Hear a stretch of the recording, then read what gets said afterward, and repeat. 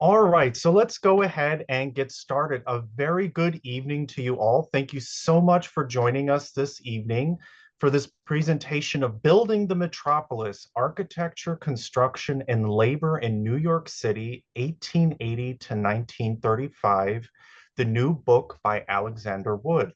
Now, before I introduce Alex, if you're not familiar with village preservation, let me tell you just a little bit about ourselves. My name is William Roca. I'm the Director of Programs here at Village Preservation. And we were founded back in 1980, and we work to document, celebrate, and preserve the special architectural, cultural, and historic heritage of Greenwich Village, the East Village, and NoHo. We've helped secure landmark designation for now almost 1,300 buildings in our neighborhoods, and we do about 75 to 80 free programs like this throughout the year. Now, we are a members-based organization, so your support is absolutely critical to the work that we do. If you are interested in becoming a member, go ahead and scan that QR code that you see on your screen right now. There are various different membership levels, and any little bit that you would like to donate is an absolute big help. But also, if you're just interested in learning a little bit more about the advocacy work that we do, the other great programs that we have on offer coming up here for the rest of May, just head over to villagepreservation.org. I also highly recommend that you check out all the free resources that we have available there as well. Everything from oral histories to virtual maps. We recently just released a new map to celebrate the centennial of Art Deco and documenting all the Art Deco buildings within our neighborhoods. So that is definitely worthwhile to check out. And this is all free to use and access whether you decide to become a member or not. Now, if you're interested in any of our upcoming programs, tomorrow evening from 5 to 7 p.m. at Westbeth, we are a co-sponsor of a community event with the Whitney Museum of American Art.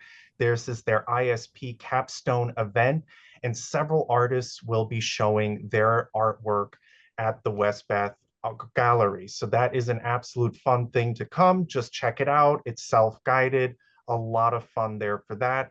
And then next week, a virtual program. This is an encore presentation of The Unseen Revelers, a brief history of female nightlife activists in the village. And that will be Wednesday, May 21st at 6 p.m.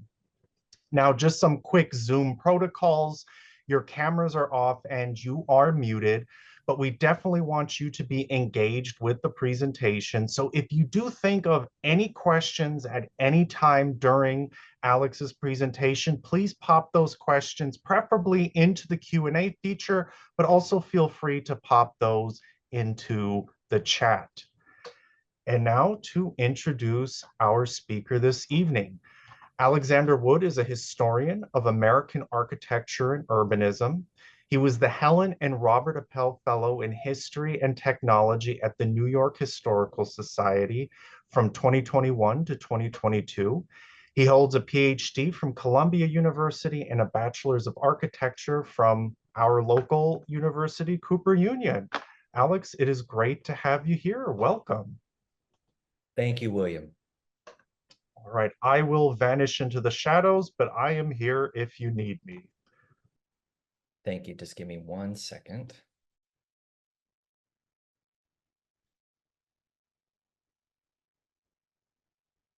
Okay. Thank you, William, and thank you all for being here this evening.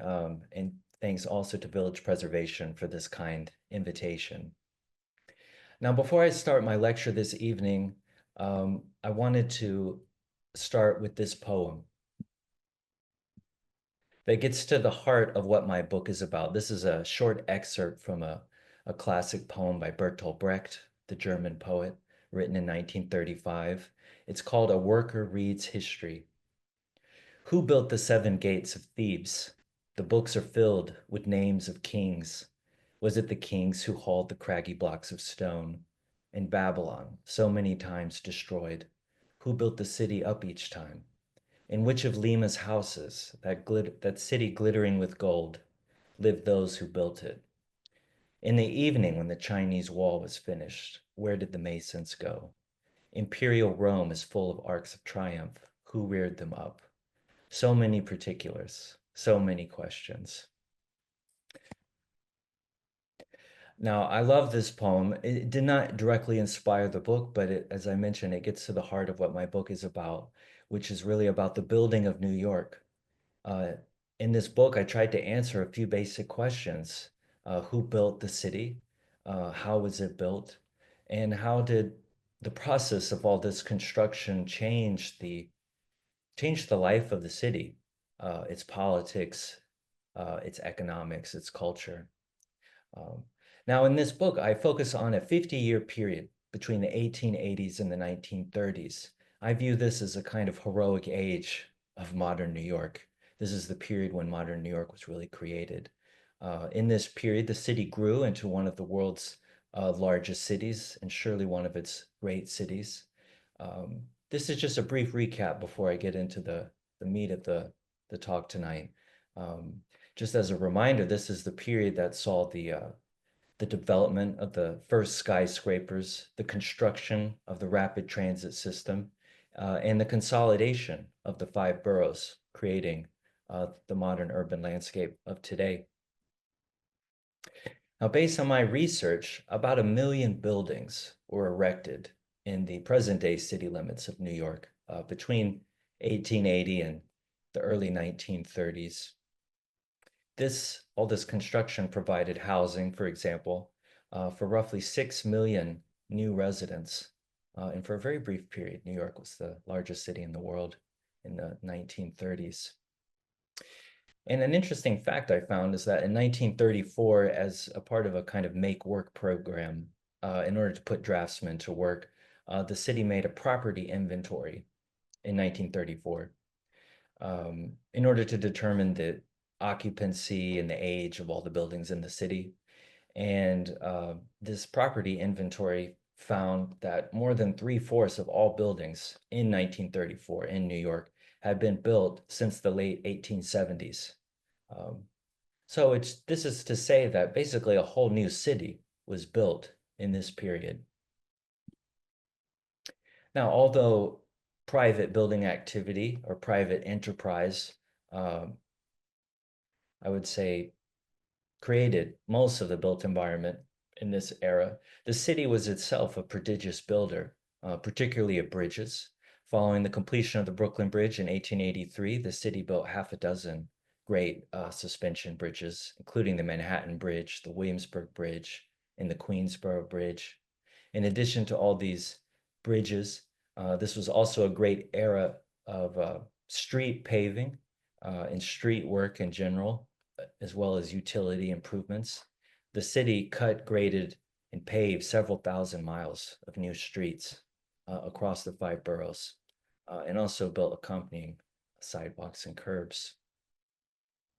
Um, and while this new city, this visible city, was rising into the sky, almost a whole new underground city was being built at the same time. Actually, one of my chapters focuses on the business of excavation in the early 20th century, which accompanied the construction of the new commuter railroad line tunnels connected to Penn Station, the new subway tunnels, etc. Now, all of this construction activity, the 1 million buildings and the rest of it, created the modern New York landscape that we know today. A lot of this construction still exists, as we know. It also transformed the business of construction into one of the city's largest, most important and volatile industries. And I would say that this is really the subject of my book, the growth and development of the New York building industry.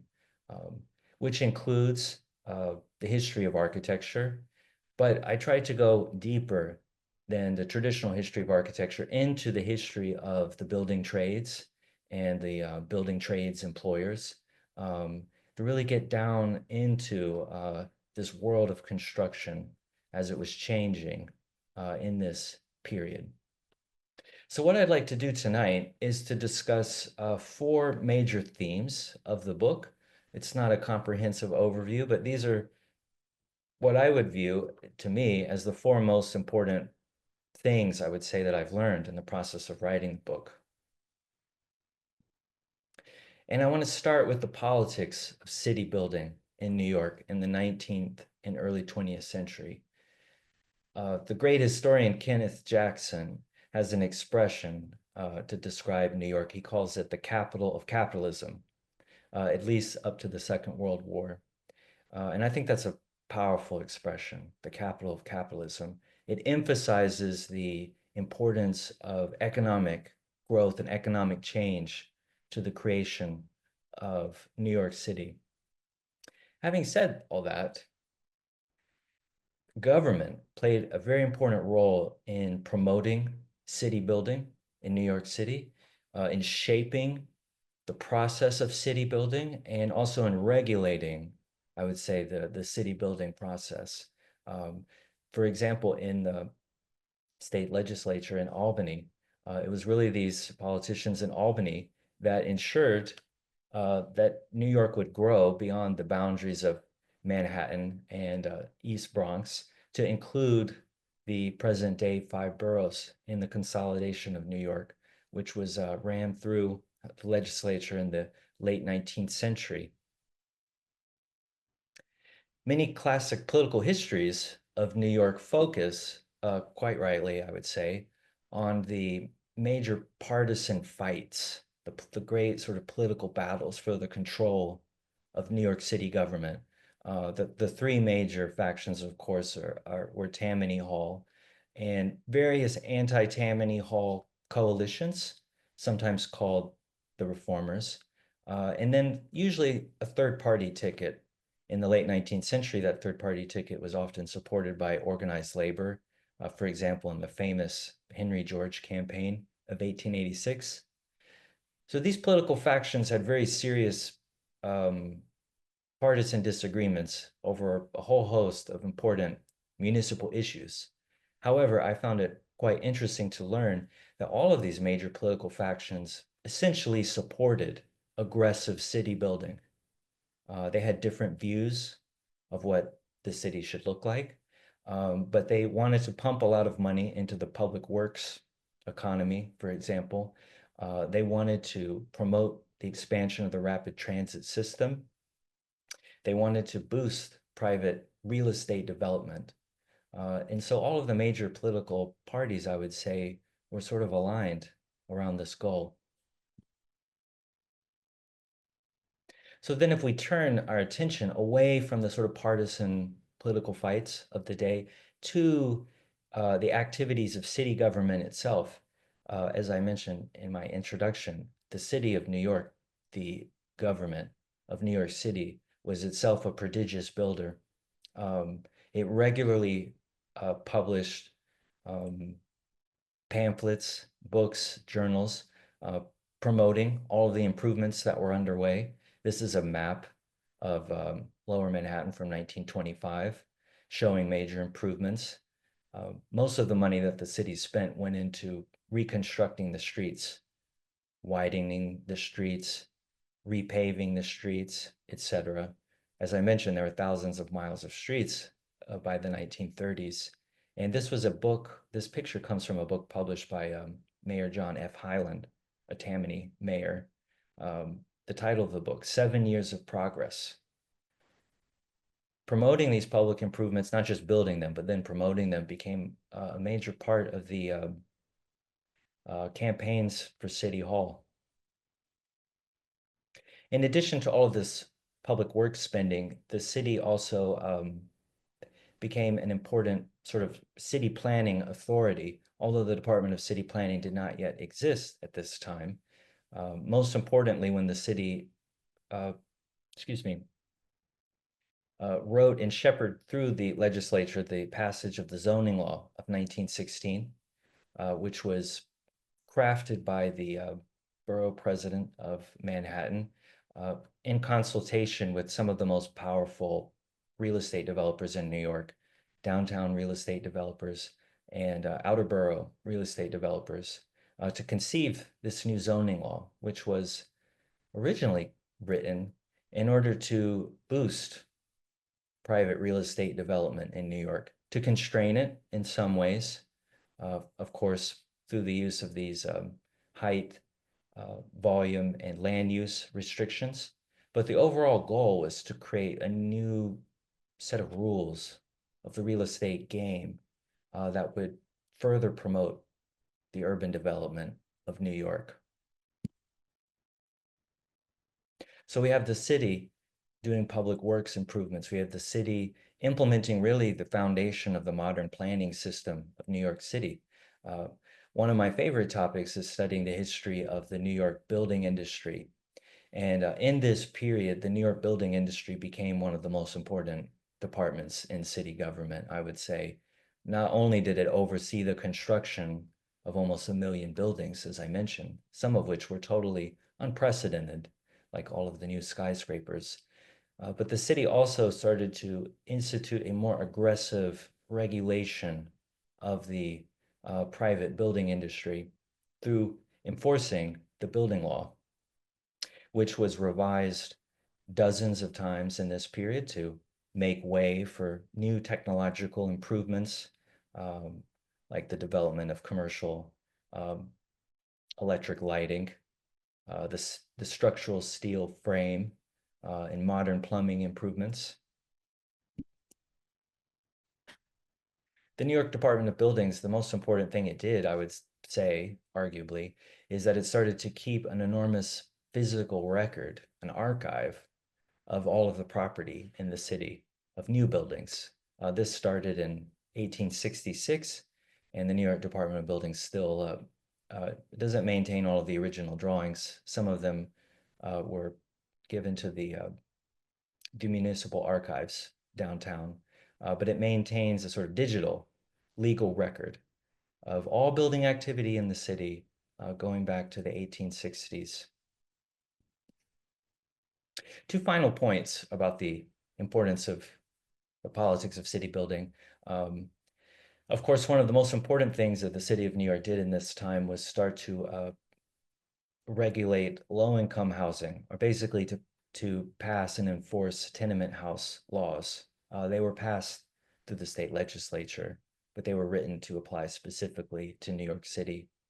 And at least based on my research, these tenement house laws did dramatically improve the quality of housing um, for lower income New Yorkers, working class New Yorkers, but even more importantly, I would say the working poor in New York, which you can see quite clearly in these pictures. The so-called pre-law tenements were basically a crime against humanity. Beginning with the old law tenements in 1879, even though these tenements uh, were dark, and at least after 1879, they didn't need indoor plumbing. Over time, these laws were revised and improved, leading to the new law tenements starting in 1901. And it was really the new law tenement, which was the type of tenement that spread itself universally throughout the 5 boroughs after the consolidation of New York.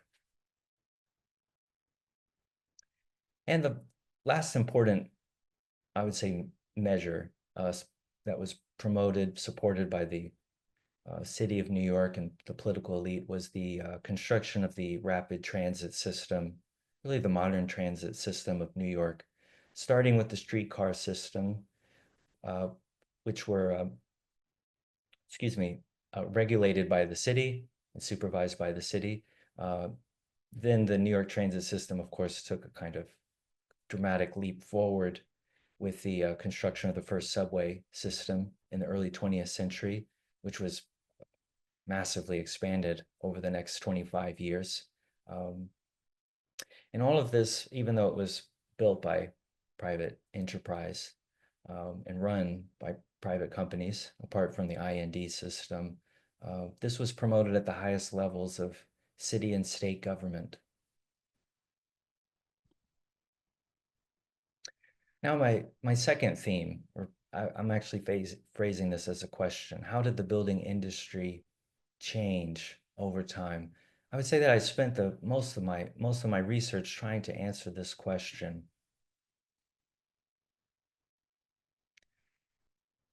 Now, to put it simply, I would say that the art of building, the business of building, the practice of building underwent an extraordinary technological revolution in this 50-year period. Just to take one example, I start my book with the discussion of the construction of the Mills Building, which is this 10-story building here on the left, at the corner of Broad and Exchange Street, across from the New York Stock Exchange. It was torn down in the 1920s. But when it was built in 1882, it was the largest and most expensive office building ever erected in New York. The key point about this building is that it was built in the span of a single building season. Although the Mills Building was not the first tall building, it was the first large, tall office building, the first skyscraper in New York, that was built within a 12-month span of time. And that was important because these builders were able to show, by building it within a year, that they could basically maximize the potential income produced by a speculative office building, meaning this building was built so that people would rent offices in the private real estate market. They could basically turn over this piece of land as quickly as they needed to within the span of a single building season. That was in the early 1880s. Well, the Empire State Building, completed in the early 1930s, was 10 times taller than the Mills Building, and it was actually 10 times larger in floor area, and it was built in the span of 18 months. So not exactly a year, a little bit more than a year. Um, but I love these two examples because it tells us immediately that there are extraordinary gains in productivity in this 50-year period. In many ways, as I said, the art of building was revolutionized. This photo on the left, it's a classic picture from 1865.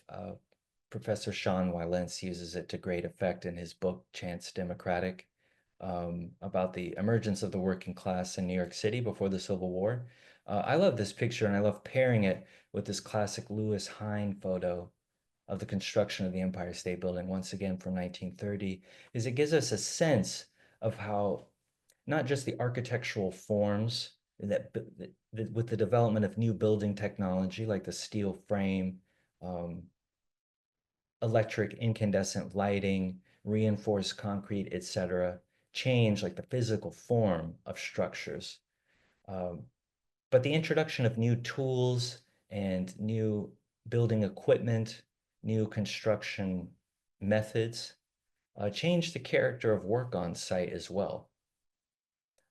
For example, with the appearance of all of these derricks powered by steam engines, later by diesel engines in this era. Actually, one topic that's quite important in my book is has to do with the mechanization of the transport of materials. Um, Construction, in a sense, can be boiled down to some simple logistical issues of how to get workers and materials at a particular spot at a particular time. And for example, the development of the modern truck, basically the gasoline powered truck, had an enormous impact on the business of building in New York. Between really the First World War and the Great Depression, the sort of horse-drawn wagon of bricks totally disappeared from New York forever. And basically any type of contractor, large or small, invested what they could into a new modern truck, a motor truck.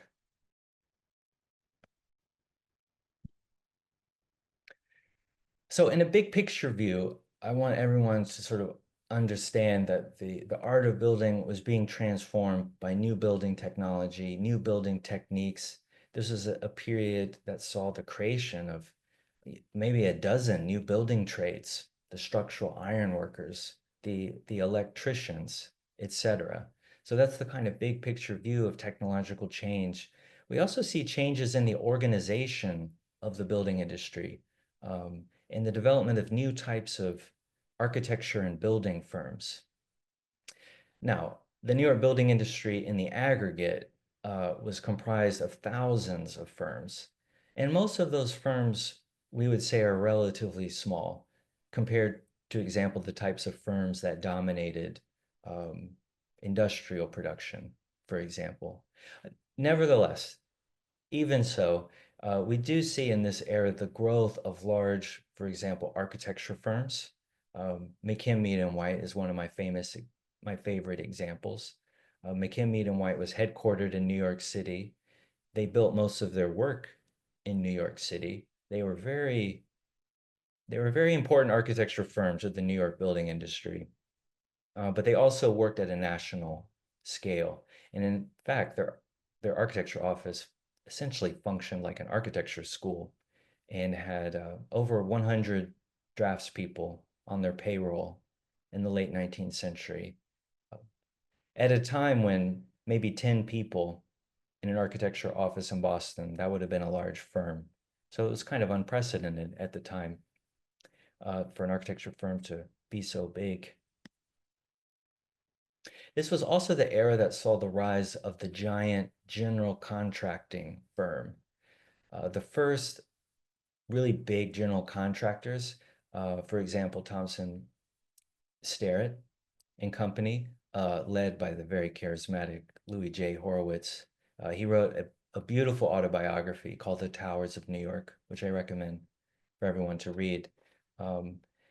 Horowitz and the Thompson Starrett Company specialized in building steel-framed buildings, for example, skyscrapers, but also train stations. His major competitor was the George Fuller Company out of Chicago.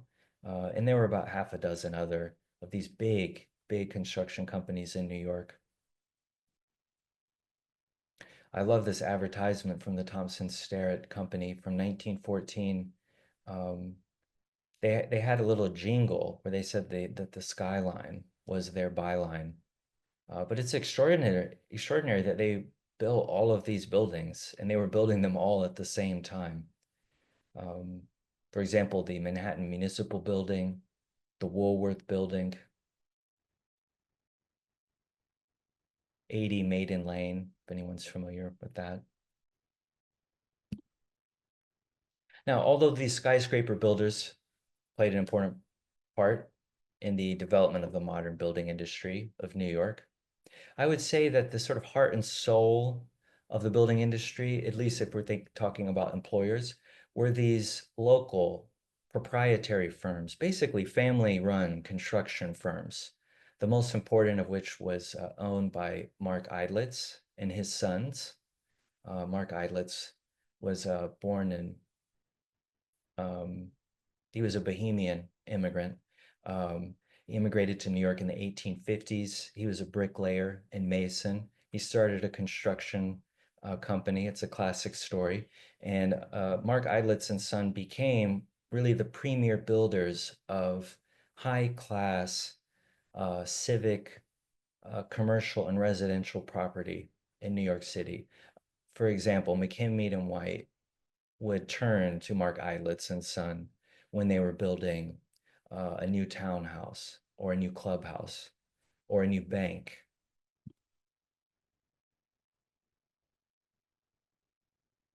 Firms like Mark Eidlitz and Son prided themselves, I should add, on their um, high levels of craftsmanship in their work.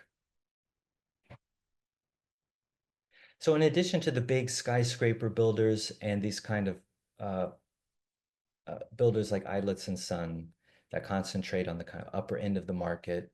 The broad base of the building industry was formed by thousands of speculative builders. Uh, by speculative, I just mean that there was not a definitive client that they were building a house for. They were building it for the general marketplace. They were also called operative builders. Um, there was a kind of higher class of operative builders, of course, and they basically built the Upper West Side and the Upper East Side, all of the blocks of brownstones and townhouses, also in Harlem. These great neighborhoods, the sort of bones of them, were built by these speculative builders. And it's interesting to see, as I try to chronicle in the course of my book, the expansion of the business of speculative real estate into the outer boroughs. The most successful speculative builders operated using an economy of scale. Basically, they found ways to save a lot of money by building a whole block of brown stones at once rather than just a few at a time, right? Because they would order all of the stone at once, all of the hardwoods, all of the door hardware, etc. Uh, while that sort of business of speculative real estate was carried on at an even greater scale in the outer boroughs, especially after the First World War. After the First World War, in particular, Jewish builders became quite prominent in the world of operative construction. And they built, for example, southern Queens, most of the Bronx. Jewish builders didn't tend to operate as much in Queens, but in the 1920s, Queens was basically built out, or about half of it at least, with a particular, creating scenes like we see in this picture. This is a photograph of the construction of Rego Park from the summer of 1925. These are high quality homes for middle-class families on right detached homes on individual lots, and they're building dozens of them at the same time, actually hundreds of them at the same time. Just don't see it in this photo. So I've been wanting to kind of go through the sort of pyramid of the employers in this section, and I cannot fail to mention that at the sort of bottom of the building industry, still talking about the employers, that we have I would say maybe the criminal class of contractors. Not all. I would say that most tenement builders actually were respectable builders. They just happened to follow the very minimal building laws that the city tended to have. But there was a whole world of sort of shoddy construction, of criminally negligent construction. Um, it could have been many, many hundreds of builders operating at any time like that. Uh, and tragically, the New York Department of Buildings spent most of its time trying to deal with these builders.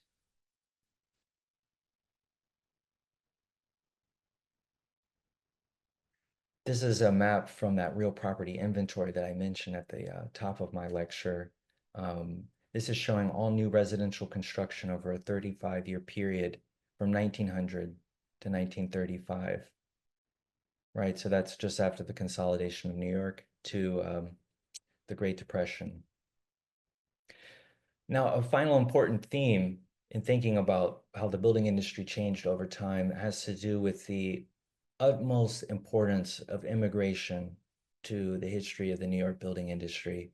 At any given time in this 50-year period, roughly 2/3 of the workforce, of the wage workers in the building trades,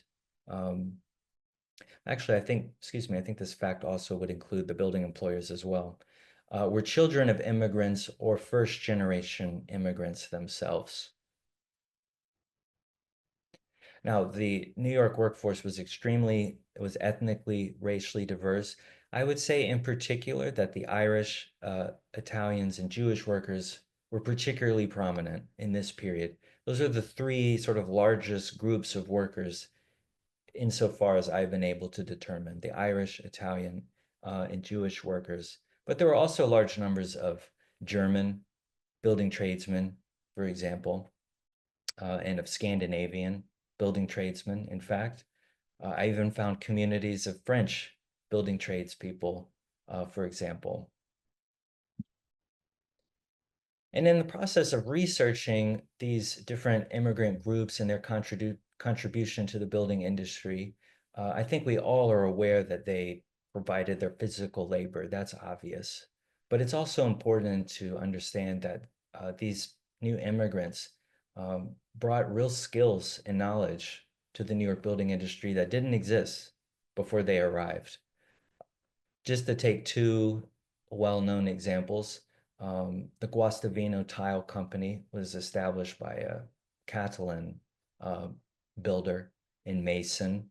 And Mr. Guastavino and his craftspeople, a lot of whom came over with him um, from Spain, established a very successful business that played an important role in a lot of important building projects in New York. For example, the doing the tile work at City Hall Station.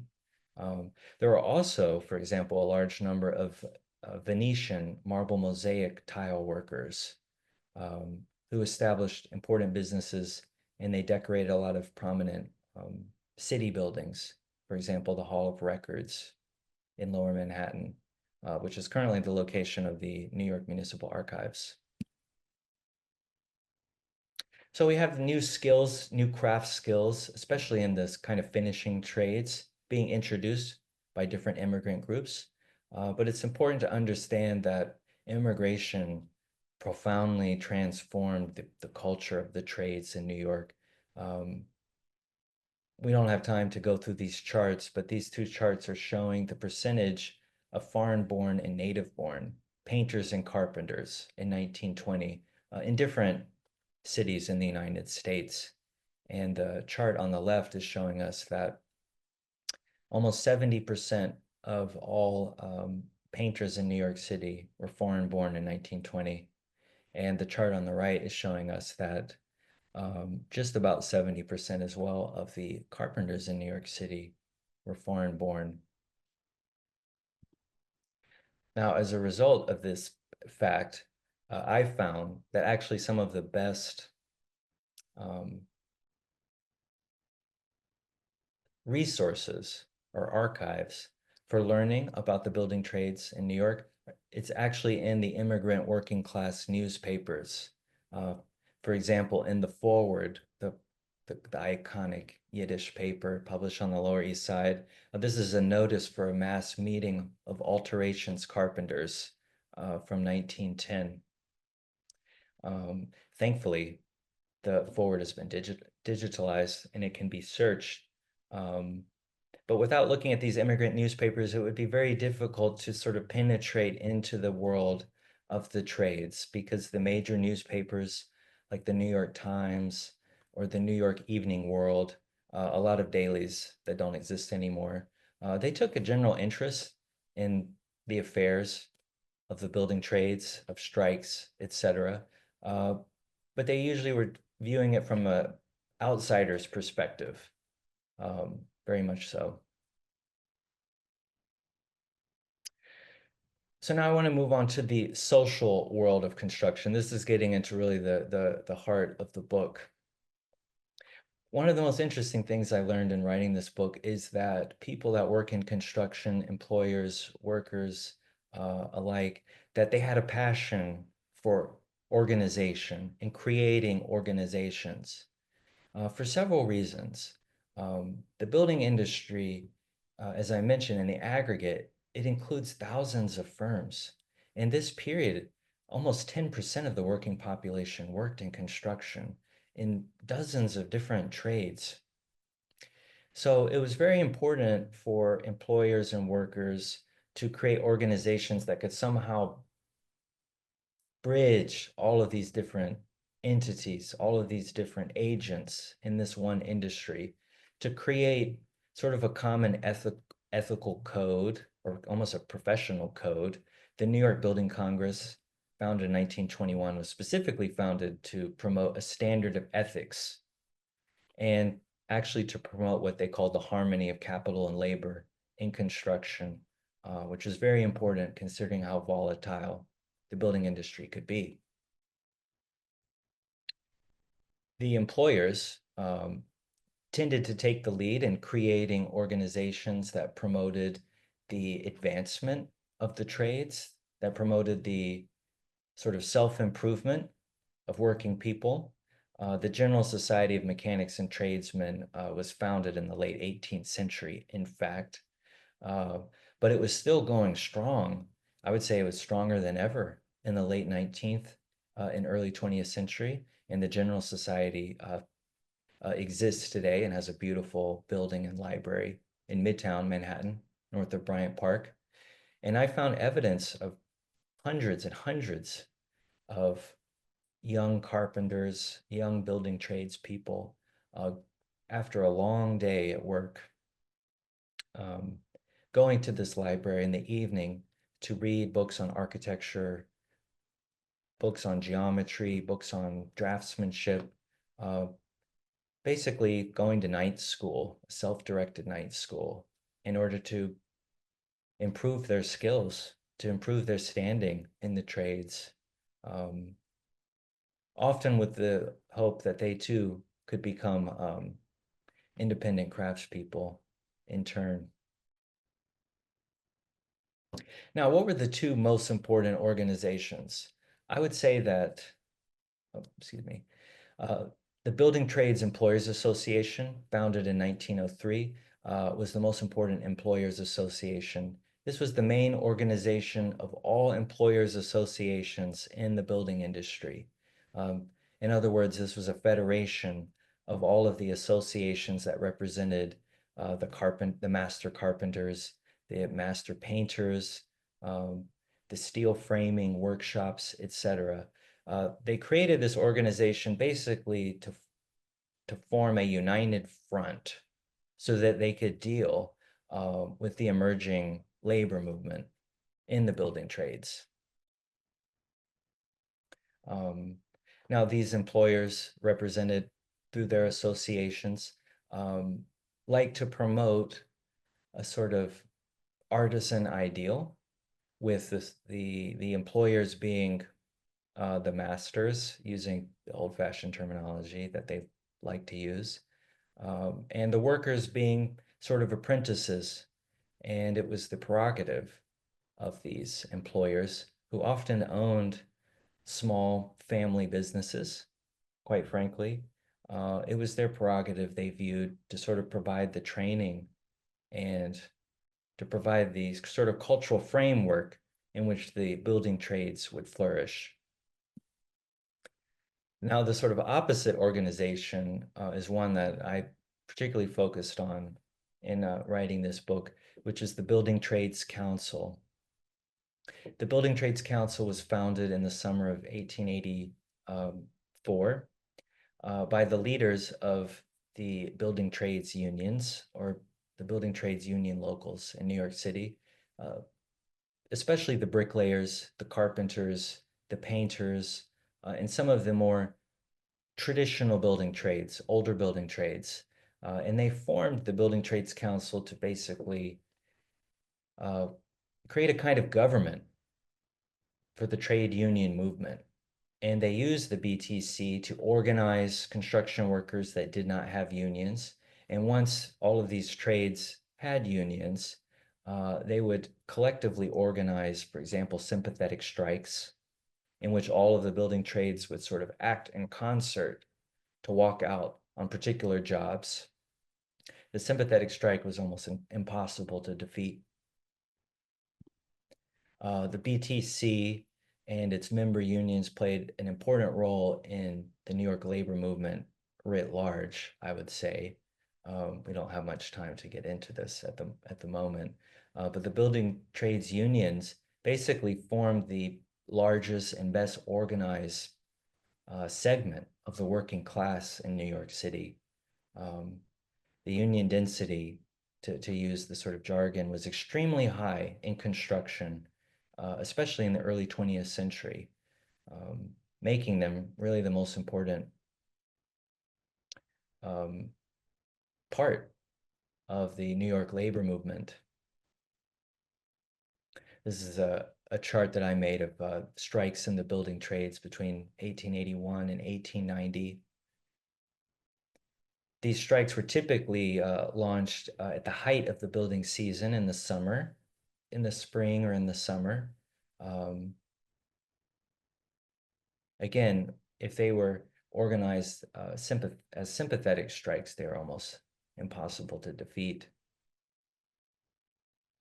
And given the prominence of the building trades unions in the New York labor movement, we find that a lot of the leaders of different trades were very prominent in the American labor movement writ large. For example, the New York-born Peter J. McGuire, who was not just a New York labor leader, he was also the founder of the Brotherhood of Carpenters and Joiners in the early 1880s, which became the largest building trades union in the United States, and really the best representative of classic trades unionism in the 19th and 20th century. Frank J. Farrell is a pioneering Black building trades union leader. He was an eccentric engineer. He helped to build and design derricks. And then we have George K. Lloyd here, a sheet metal, leader of the sheet metal workers. Now, it's really interesting to get into the world of the building trades unions because we have this umbrella organization of the BTC, as I mentioned, which brought together all of the different building trades unions so that they could coordinate their activities. But we have to remember that at this time, we have new building trades being created, like the structural iron workers, through the work of McKinley and White and all these great Beaux-Arts firms. For example, the decorative plasterers union became very big and very strong. One of the greatest challenges of the building trades union movement was how to organize the huge number of common laborers or day laborers. Pictured there in the bottom right. These are the workers that did street work, basically digging up streets, grading streets. These laborers were really the backbone of the building of the subway, which was basically a huge excavation job. And by the First World War, the laborers did start to organize, but there were a lot of fits and starts to organizing the laborers. Unfortunately, we don't have a lot of photographs or images of building trade strikes, but these are two sort of rare images from 1895. One showing a meeting of the walking delegates. The walking delegates were the representatives of the locals, who basically did the hard work of organizing a trade and of dealing with employers who broke union rules, of leading the strikes, etc. For most of this period, they were paid the prevailing daily wage, which actually wasn't really enough for the work that they did, I would say. And thankfully, we have some existing archives of building trades unions. These are some photos from one of the archives that I looked at. This was of a bricklayers local located in Brooklyn, which has these wonderful portraits of all of its members. And actually, it has a directory of all of its members. This map doesn't show the home addresses of all the members. There were more than 3,000 members of this one bricklayers local. It was the most important bricklayers local in Brooklyn. But I just took a random sort of collection of addresses to just sort of see where all of these workers lived.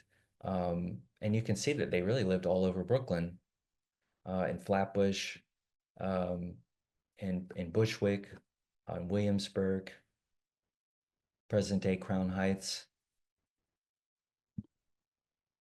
And just to reemphasize a point that I made earlier, it's really to really learn about what's going on in these trade union locals. It helps to try to penetrate into these immigrant working class newspapers. So, for example, in an Italian working class newspaper, I found this great advertisement for a grand summer festival of the Italian Bricklayers Union that was held in the Bronx in the summer of 1890. Um, actually, the president of Italy is coming to this Grand Summer Festival. Um, there's a great orchestra that's made up of members of the Building Trades Union. These Building Trades Union members, a lot of them were great musicians. That was actually a big part of the culture of the building trades, evidently, at the time. Uh, it was a way to get people together to play music.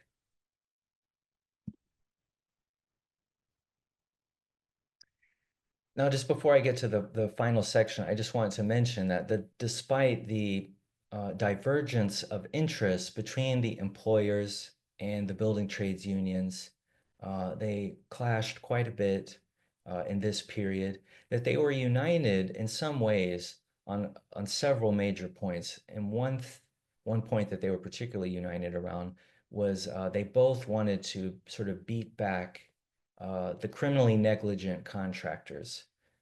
In a way, they were kind of teaming up with the New York Department of Buildings, because the building trades employers and the building trades unions alike, generally speaking, wanted to promote the development of craftsmanship, and especially the protection of craftsmanship. For the unions, that meant protecting their wages. It meant protecting their lower hours once they won the 8-hour day, etc. For the employers, it meant protecting their reputation and the reputation of their trades. But interestingly, they also saw themselves as sort of fulfilling basically a public service in promoting sound construction in New York. So the final theme I wanted to discuss with you, to talk about this evening, is the geography of the building industry of New York. Um, one thing that I really want everyone to take away from my book is understanding not just the organization and the culture of the building industry, but of the sort of the size of the building industry, and its sort of dispersal across um, the greater New York region. So in the book, I spent a lot of time discussing what's happening in the architecture offices, what's happening on the building sites. But in order to understand the building of New York, we also need to understand, for example, the flow of materials into the city, the different branches of the building industry. Um, right? There were firms that were focused on new construction. There were firms that were focused on the demolition of buildings. Roughly 10% of all money spent in construction went into the alterations of existing buildings. And then there was this whole world of heavy infrastructure work and public works, street work, for example, the building of the subway. Now, all these firms use materials, the vast majority of which were manufactured within a 50-mile radius of City Hall, in fact. Um, and this 50-mile radius is important because the annual BTEA and BTC agreements, which they started to hammer out beginning in the early 1900s, basically said that these agreements are enforced um, throughout this territory. So this was the kind of definition of the building industry from the perspective of employers and building trades unions. Right? So this would include, for example, all of the craft and machine shops, most of which were located in Manhattan or in Brooklyn. JB and WW Cornell, they were an important manufacturer of architectural ironwork, cast ironwork. The Edison Machine Workshop on Gorick Street in Lower Manhattan. This was where the early dynamos were built. Within this 50-mile radius, we have the great brick making region around Haverstraw Bay, about 40 miles north of the city on the Hudson River. This is where the vast majority of the brick used in New York was manufactured, and for a brief period was the largest brick making region in the world.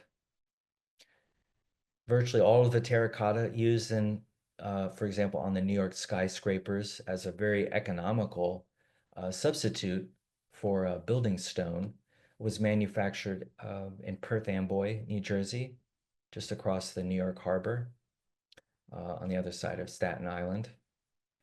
The Alfred Hall Terracotta Company was one of the first big terracotta producers that were established in Perth Amboy. The vast majority of the sand used in building New York came from Long Island, in fact, the North Shore of Long Island. I was actually surprised at how important sand was to building, but it was extremely important. Sand is used to make concrete, for example. It's used to make plaster. It's used in a whole assortment of ways in building at this time. And the sand of the North Shore of Long Island was apparently extremely fine. You basically just had to dig it out of the dunes, as you see in this picture, and load it up on a barge, and it would be used. And so we have to imagine all of these building materials kind of flowing into the city from Haverstraw Bay, from Perth Amboy, from Long Island. Uh, that was supplemented by, for example, granite coming from Maine or steel coming from the great steel mills of Pennsylvania. All of that would be hitting the docks uh, around Manhattan Island, in the southern Bronx, in Long Island City. This is a view of a big lumber yard at Newtown Creek in Queens. And I just mentioned the granite that would be coming from Maine, particularly from Benelhaven. There's a whole granite industry in Maine. It was very important to the building of New York.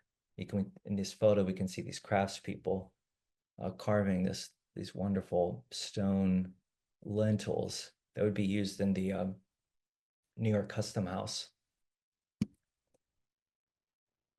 And then these locally produced building materials, along with regionally and nationally produced building materials, would also be supplemented in turn by really a global market in building materials.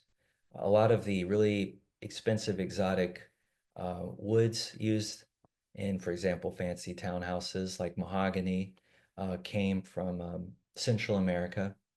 A lot of the fine marbles came from Italy or from Ireland. Ireland was particularly well known for its green marble. And all of that is flowing into what was at the time one of the world's great ports. So in conclusion, how does the history of the New York building industry illuminate the larger history of the city? Well, I think in speaking in general terms, it's important to understand the city building process in order to emphasize really the political, economic, and social importance of construction uh, to the making of New York, right? The building industry is the economic sector that produce the built environment of the city. I mean, that is just sort of an obvious point, but that is maybe the most important one. The building industry was in turn linked to the manufacturing base of New York City. If we think of all of these thousands of building firms, they in turn had to get their supplies, excuse me, in turn, right, from all of the other industrial subcultures of the city. For example, all the plumbing shops, they, in the aggregate, bought just an unfathomable number of pipes and fittings, all kinds of metal work that a large percentage of which was also created in New York. So the New York building industry has important linkage to the sort of manufacturing and industrial base of the city.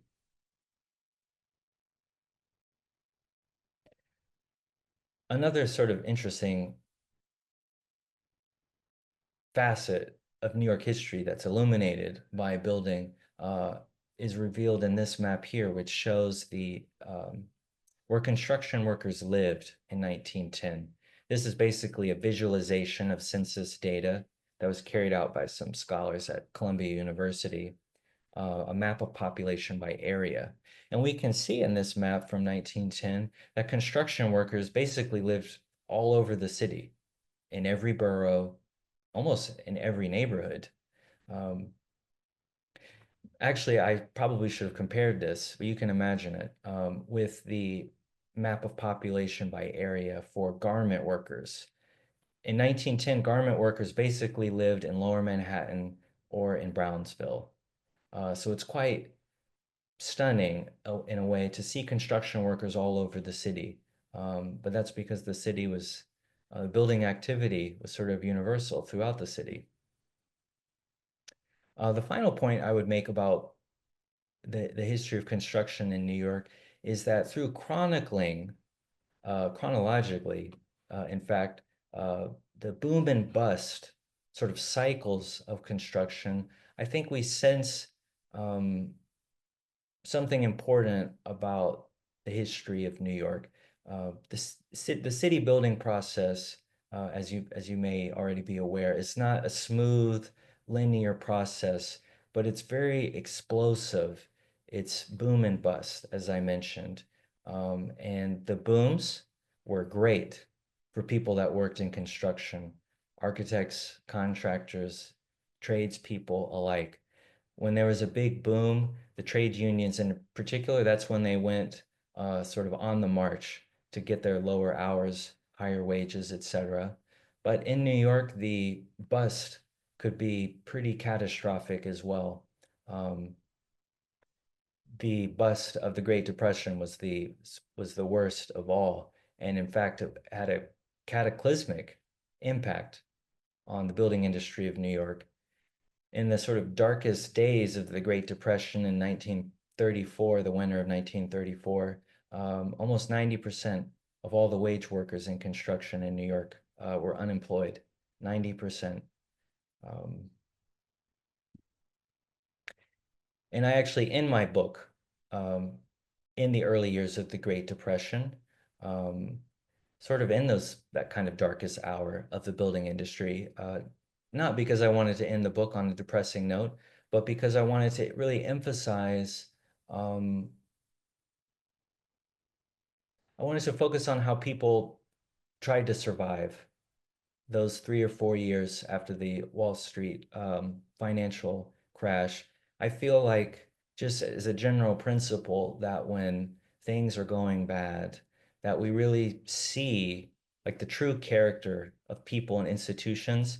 And so, for example, we can see, for example, these building trades unions, all of the things that they tried to do to support their members when the number of jobs were dwindling.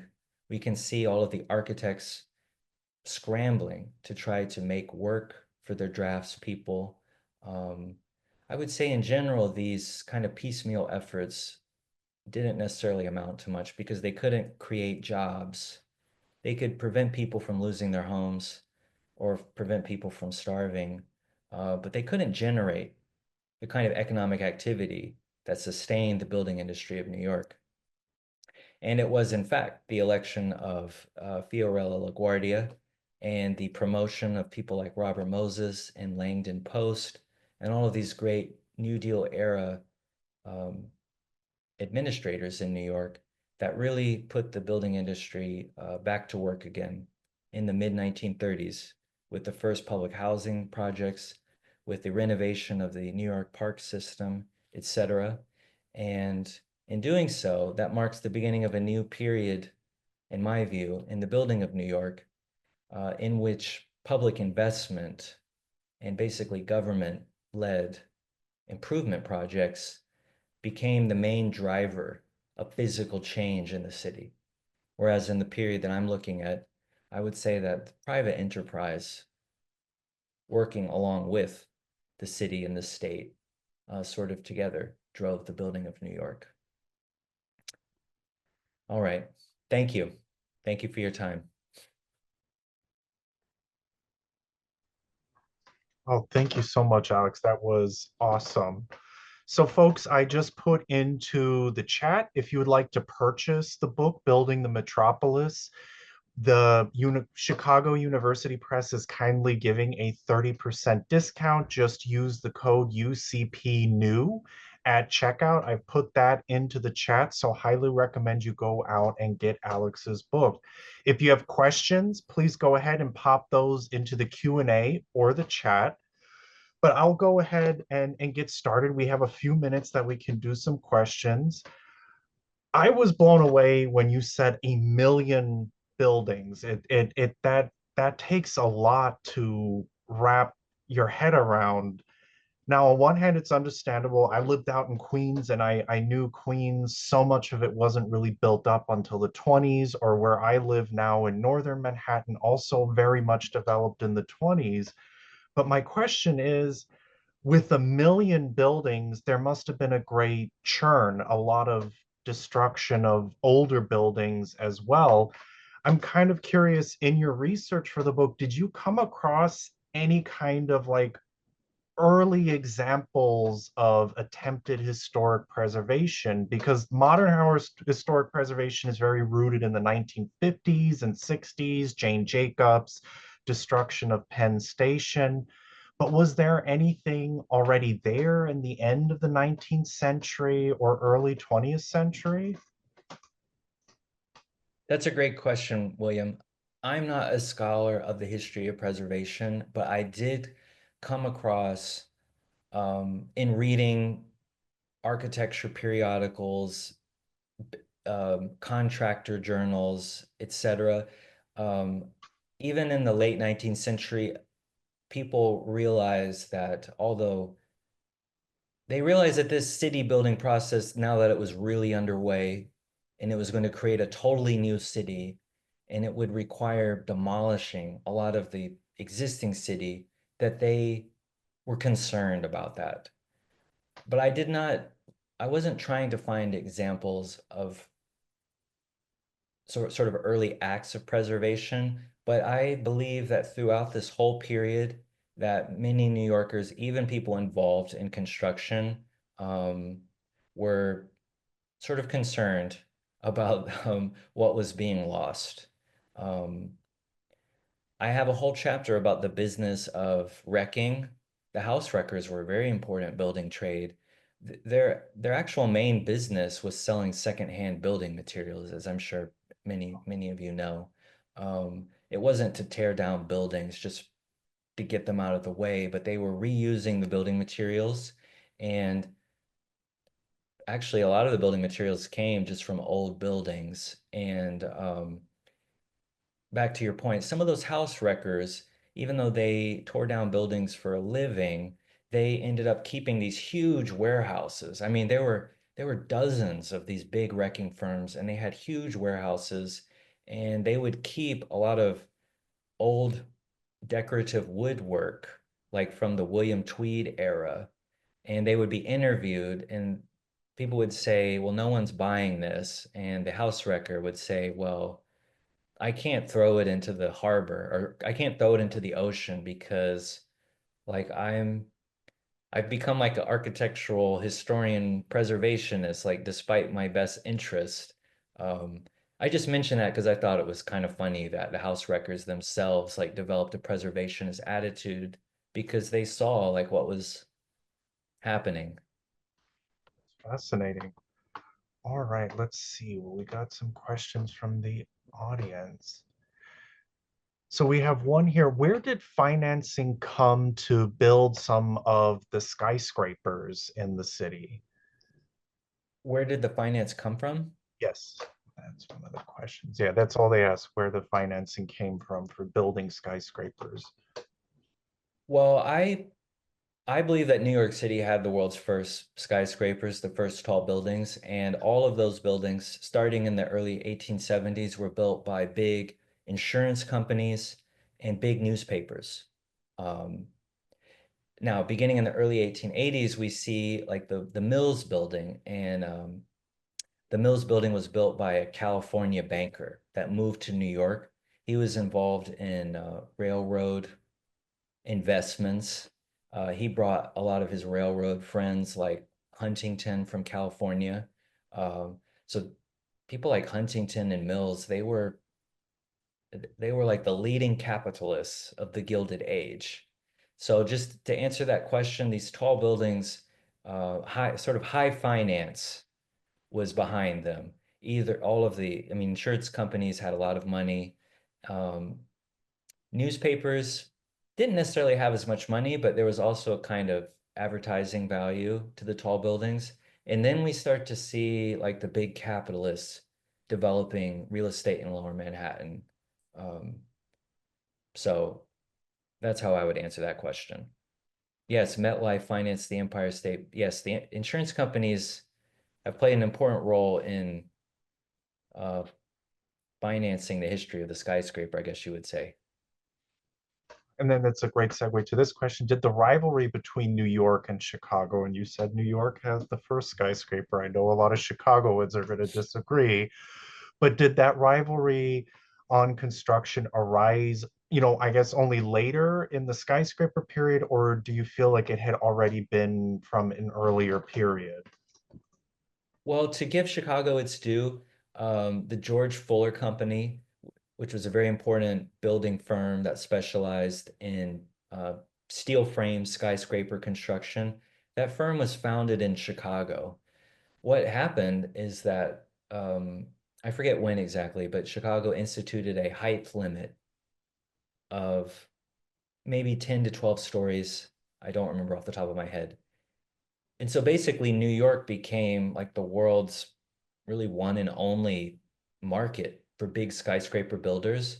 And we see a lot of construction expertise sort of migrating to New York because New York had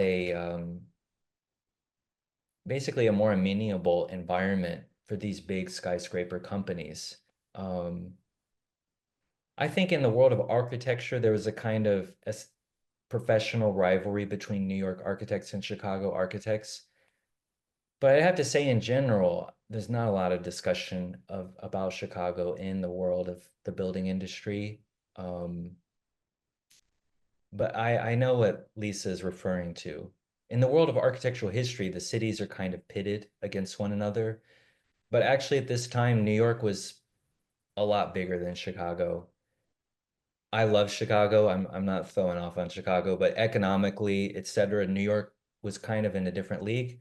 New York was becoming a global city like London. Um, so I would say New Yorkers were looking at London. They weren't necessarily looking at Chicago. I think there's that one famous saying from an old mayor of New York that he'd rather be a lamppost in New York than the mayor of Chicago. I love Chicago too. It's a beautiful city. So I always thought that was funny.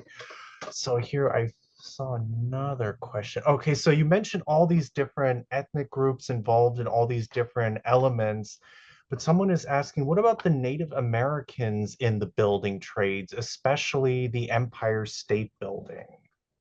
Yes, I saw Susan's question. I'm trying to remember the New Yorker journalist in the 30s who wrote like a great piece uh, about these almost like this crew of workers from Canada, of indigenous workers. I'm sorry, I forget which nation they were a part of, but they were a part of building steel bridges in I don't know if it was Quebec, in a Canadian province. And they did migrate into New York City. And I think they had I don't know if they had a local, but they had sort of like an unofficial local in Brooklyn, Mohawk. Thank you. Um, I wouldn't say that they were a big part of the labor force, um, like numerically in the construction of the Empire State Building, but that's a great story. It provides a great insight into the sort of like the subcultures of construction in New York. Um, I mean, that's just one sort of group of guys who would go back and forth when the building season was over, I believe, that they would personally go back to their families or they would send the money back. And that was a long established tradition. Actually, in the 1890s, a lot of British building trades workers came to New York for the building season and then would go back to like England in the winter. And they would go back and forth for years doing that.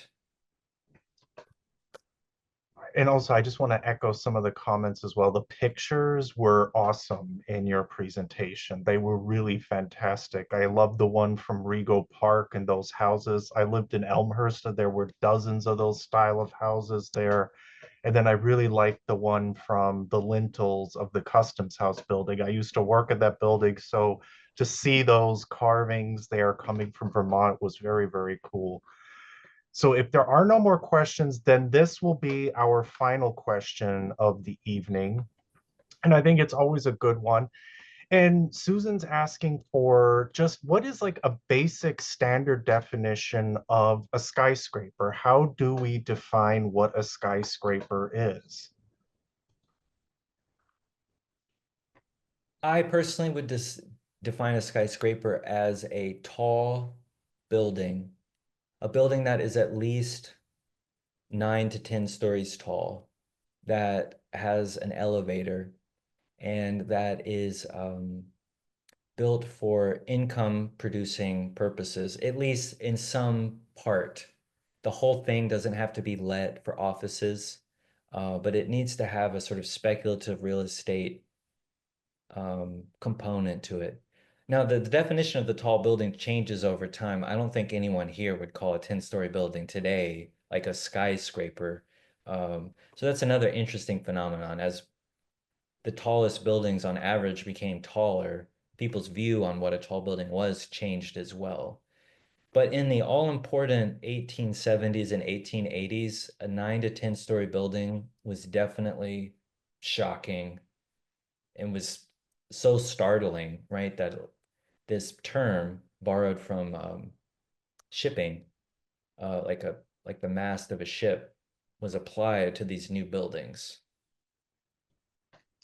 Fascinating. Well, it doesn't look like we have any more questions. So, Alex, I'm going to have say a very big thank you. That was absolutely wonderful. Folks, go out and get the book, Building the Metropolis, a fantastic read. Thank you all for joining us this evening. Again, Alex, a very, very big thank you for sharing your time and wisdom with us this evening. So thank you, everyone. You will be getting a follow-up email in the next day or two. The presentation was recorded, so if you do want to watch it again, you'll be able to watch it on our YouTube channel. So thank you so much, everyone, and have a great evening. Take care.